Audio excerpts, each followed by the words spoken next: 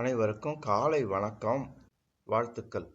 அன்பர்களே, உணவை பற்றி கடந்த சில தினங்களாக பேசி வருகிறோம். முதலில் தவம், பிறகு மூச்சு பயிற்சி, பிறகு உடற்பயிற்சி, அதற்கு அடுத்தபடியாக வருவது உணவு. உணவை கூடவோ குறைவாகவோ எடுத்துக்கொள்ளாமல் பார்த்து கொள்ள வேண்டும். உணவே உடலாக மாறுகிறது. மகரிஷி சொல்வார், ஒரு நாள் உணவு சாப்பிடவில்லை என்றால் முழுமையாக கிட்டத்தட்ட ஒரு 1.5 கிலோ 2 கிலோ உடம்பு குறைந்து விடும் என்று கூறுவார். எனவே உணவை இறையாக, கடவுளாக பார்க்க வேண்டும். அதை மதிக்க வேண்டும். அதற்காக ரொம்ப நம்ம கஷ்டப்பட தேவையே இல்லை. நம் மனதுக்கு பிடித்த உணவு, நல்ல உணவு என்பதை நாம் ஏற்கனவே தேர்ந்தெடுத்து கொள்ள வேண்டும். முடிந்தவரை அதை ஒரு பேப்பர்ல எழுதி வைத்து கொள்ள வேண்டும். எந்தெந்த உணவெல்லாம் எனக்கு பிடிக்கும், அதே சமயம் நல்லது, அவைகளெல்லாம் நம்ம அதிகமாக எடுத்துக்கொள்ள முயற்சி செய்ய வேண்டும். உணவை அதிகமாக விரும்புவதோ, அதன் காரணமாக அந்த உணவை அதிகமாக எடுத்துக்கொள்வதோ அல்லது உணவை வெறுப்பதோ தேவையில்லை. பலர் ஒருவருக்கு ஒத்துக்கொள்ளும் உணவு இன்னொருவருக்கு ஏற்புடையதாக இல்லாமல் இருக்கலாம். எனவே நல்லது என்றால் கூட என் உடல் அதை ஏற்றுக்கொள்கிறதா என்று பார்க்க வேண்டும். அதற்கு மிக மிக எளிய வழி என்னவென்றால், எந்த உணவை நாம் சாப்பிட்டாலும் வயிற்றில் சிறிது கூட சங்கடங்கள் வரக்கூடாது, டைஜஷன் ப்ராப்ளம் வரக்கூடாது. அப்படி வரவில்லை என்றால் அந்த உணவு நமக்கு ஏற்புடையதாக இருக்கிறது என்று நாம் கொள்ளலாம். மகரிஷி அவர்கள் கூறுவார்கள், உணவை சரியாக எடுத்துக்கொள்ளும் பொழுது அது சக்தியாக மாறும். அளவுக்கு அதிகமாக இருக்கும் பொழுது அதே உணவு குடலை ஜீரணித்துவிடும். குடல்தான் உணவை ஜீரணிக்க வேண்டுமே தவிர உணவு குடலை ஜீரணித்து விடக்கூடாது. குறிப்பாக அல்சர் போன்ற நோய்கள் இருக்கும் பொழுது நாம் இன்னும் சற்று கவனமாக அடிக்கடி உணவை சிறிது சிறிதாக எடுத்துக்கொள்வது என்று நாமே நமது உடம்பை கொஞ்சம் அப்சர்வ் பண்ணணும். எப்படி ஒரு தாய் ஒரு குழந்தையை பெற்றவுடன் அது நன்றாக நடக்கும் வரையிலும் எவ்வளவு கேர் எடுத்துக்கிறாங்க. அந்த குழந்தை ஞாபகமாகவே அந்த குழந்தைக்கு என்ன வேண்டும், எதை கொடுக்க வேண்டும், எப்படி ஹெல்த்தியா வச்சுக்கணும், எவ்வளவு அக்கறை எடுத்துக்கிறாங்க. அதே போலதான் நாம் தாயாக மாறி நம் உடலை குழந்தையாக நினைத்து கொள்ள வேண்டும், குழந்தையாக நினைத்து கொள்ள வேண்டும். அப்பொழுது நமக்கு அந்த அக்கறை வந்துவிடும். சுவை என்பது கொஞ்சம் வயதாக வயதாக அதற்கு பின்னுக்கு தள்ள வேண்டும். உடலுக்கு நல்லது செய்யுமா என்பதை ஏற்றுக்கொள்ள வேண்டும். பொதுவாக சொல்லுவார்கள், ஹோம் ஃபுட் எப்பொழுதுமே நல்லது. வயதாக வயதாக வாழ்க்கை துணை சமைப்பது, அக்கா தங்கை சமைப்பது, வீட்டில் உள்ள குடும்பத்தில் உள்ள பெண்கள் சமைப்பது என்று அது போல அந்த உணவை எடுத்துக்கொள்ளும் பொழுது அந்த காந்தத்தின் தன்மை நல்லபடியாக இருக்கும்.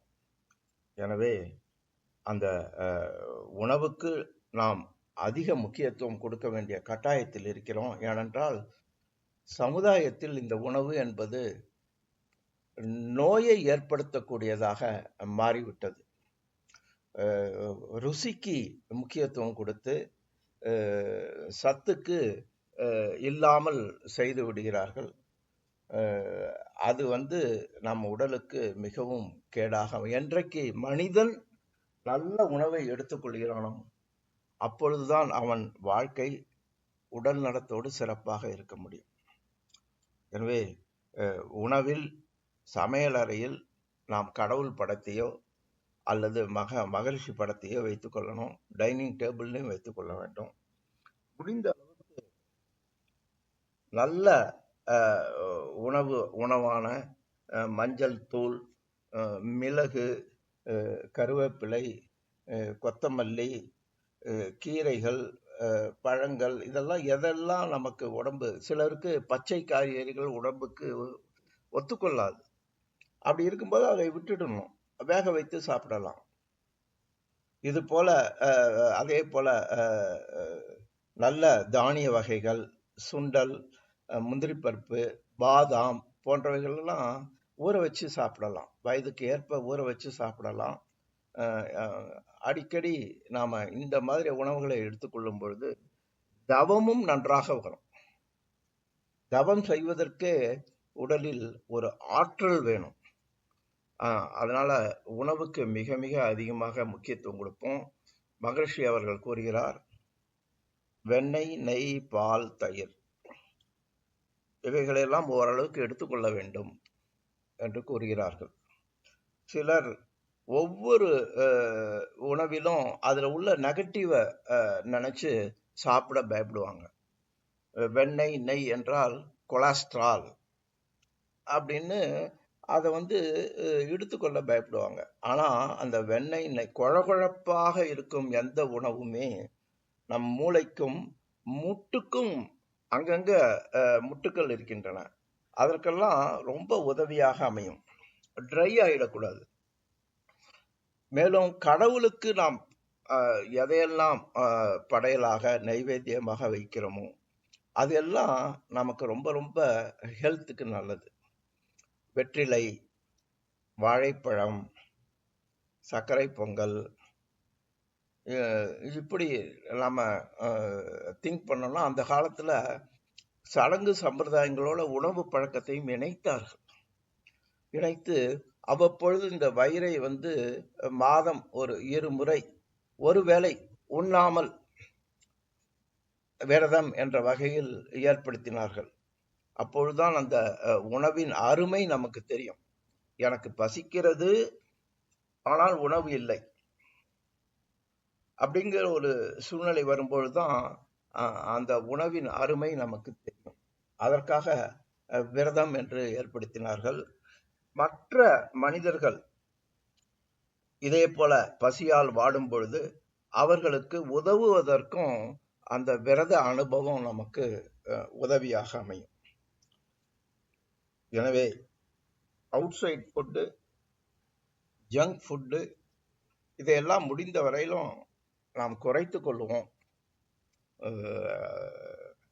நம் உடலே தெய்வத்தாலும் தெய்வ சக்தியாலும் இயக்கப்படுவதால் உணவில் நாம் சற்று இன்னும் ஜாக்கிரதையாக இருப்போம். எனவே உணவே நோயாக மாறுகிறது என்பதை பிறர் வற்புறுத்தினால் கூட நமக்கு தேவையில்லாத உணவுகளை நாம் எடுத்துக்கொள்வதை தவிர்க்க வேண்டும். அந்த வகையில் தவம், உடற்பயிற்சி, மூச்சு பயிற்சி, இதற்கு அடுத்தபடியாக கெட்டி பொருளாக உணவு வருகிறது. உணவு, நீர் இரண்டும் ரசாயன மாற்றங்களை நம் உடலில் ஏற்படுத்தும். இதை முக்கியமா நாம கவனிக்கணும். நமது உடல் கடவுளால் கொடுக்கப்பட்ட ஒரு அற்புதமான மிஷின், மிக்சி போல, கிரைண்டர் போல, கம்ப்யூட்டர் போல. இது என்ன வேலை செய்கிறது, எப்படி வேலை செய்கிறது என்பதை நாம் தெரிந்து கொள்ள வேண்டும். அப்படி பார்க்கும் பொழுது இதற்கு தேவையான ஃபியூயல், அன்அடல்டரேட்டட் ஃபியூயல் நமக்கு கொடுத்தால்தான் நம்ம உடம்பு என்கிற மிஷின் சிறப்பாக வேலை செய்யும். வயது ஆக 60 வயதுக்கு மேல் கெட்டி பொருள், கடுமையான ஜீரணிக்க முடியாத உணவுப் பொருட்களை, கெட்டி பொருட்களை குறைத்து கொண்டு நீர் பொருளை அதிகம் செய்து கொள்ள வேண்டும். அதே போல மூச்சு பயிற்சியின் மூலமாகவும் நமக்கு சக்தி வருகிறது. மூச்சும் ஒரு உணவு தான். மூச்சு பயிற்சி செல்லும் போது பிராணசக்தி அதிகமாகிறது. அதே போல நாம் உடலை அசைத்து செல்லும் போது இரத்த ஓட்டம் நன்றாக மாற்றம் பெற்று அதிலும் நமக்கு சக்தி கிடைக்கிறது. எனவே நாம் சக்தியை கெட்டி பொருளிலிருந்து எடுத்துக்கொள்ள வேண்டும், நீர் பொருளிலிருந்து எடுத்துக்கொள்ள வேண்டும், நெருப்பிலிருந்து எடுத்துக்கொள்ள வேண்டும், காற்றிலிருந்து எடுத்துக்கொள்ள வேண்டும், விண்ணிலிருந்து எடுத்துக்கொள்ள வேண்டும். விண்ணிலிருந்து எடுத்துக்கொள்வதுதான் தவம். மிக அற்புதமான சக்தி, ஹார்ம்லெஸ். விண்ணிலிருந்து எடுத்துக்கொள்வது காந்த சக்தி. காற்றிலிருந்தும் நெருப்பிலிருந்தும் நமக்கு கிடைக்கும் சக்தி மின்சார சக்தி. இந்த மூன்றும் மிக மிக சிறந்தது. அதற்கு அடுத்தபடியாக நீர் அன்று கெட்டி பொருள், இவைகளிலிருந்து எடுத்துக்கொள்வதை நிதானமாக எடுத்துக்கொள்ள வேண்டும். கூடவோ குறைவோ இல்லாமல் பார்த்துக் கொள்ள வேண்டும்.